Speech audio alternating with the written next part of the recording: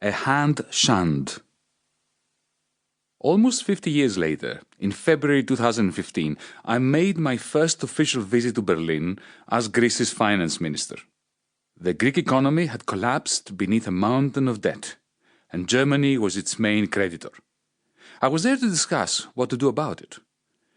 My first port of call was, of course, the Federal Ministry of Finance, to meet its incumbent leader, the legendary Dr. Wolfgang Schäuble. To him and his minions, I was a nuisance. Our left-wing government had just been elected, defeating Dr. Schäuble and Chancellor Angela Merkel's allies in Greece, the New Democracy Party. Our electoral platform was, to say the least, an inconvenience for Germany's Christian democratic administration and its plans for keeping the Eurozone in order. The elevator door opened onto a long, cold corridor, at the end of which waited a great man in his famous wheelchair. As I approached, my extended hand was refused. Instead of a handshake, he rushed me purposefully into his office. While my relations with Dr. Schäuble warmed in the months that followed, the shunned hand symbolized a great deal that was wrong with Europe. It was symbolic proof that in the half-century separating my nights under that red blanket and that first meeting in Berlin, Europe had changed profoundly. How could my host even begin to imagine that I had arrived in his city with my head full of childhood memories in which Germany featured as my security blanket? By 1974, the Greeks, with moral and political support from Germany, Austria, Sweden, Belgium, Holland and France, had overthrown totalitarianism. 6 years after that, Greece joined the Democratic Union of European Nations, to the delight of my parents, who could at last fold up the red blanket and put it away in the cupboard. Less than a decade later, the Cold War ended, and Germany was reuniting in the hope of losing itself in important ways within a uniting Europe. Central to this project of embedding the new united Germany into a new united Europe was an ambitious program of monetary union that would put the same money, the same banknotes, and even the same coins, one side of which would be identical no matter where they were issued, into every European's pocket.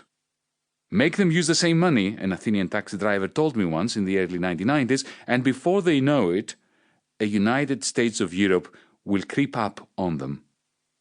By 2001, the two countries brought together beneath our family's red blanket in the bygone era of my childhood, Greece and Germany, shared the same money, along with more than a dozen other nations.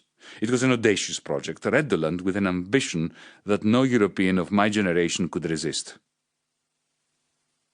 Beacon on the Hill. In fact, this process of European integration had begun long before I was even born, in the late 1940s, under the tutelage of the United States. It was foreshadowed by the so-called Speech of Hope delivered by U.S. Secretary of State James Burns in Stuttgart in 1946, in which he promised the people of Germany, for the first time since their defeat, the opportunity, if they will but seize it, to apply their great energies and abilities to the works of peace, the opportunity to show themselves worthy of the respect and friendship of peace-loving nations, and in time to take an honorable place among members of the United Nations. Soon after, Greeks and Germans, together with other Europeans, started to meet and discuss the possibility of joining together in what would later become the European Union. We would unite despite different languages, diverse cultures, distinctive temperaments, and in the process of coming together, we would discover with great joy that there were fewer differences between our nations than the differences observed within our nations. And when one nation faced a challenge, as Greece did in 1967 with a military takeover, the rest came together to assist.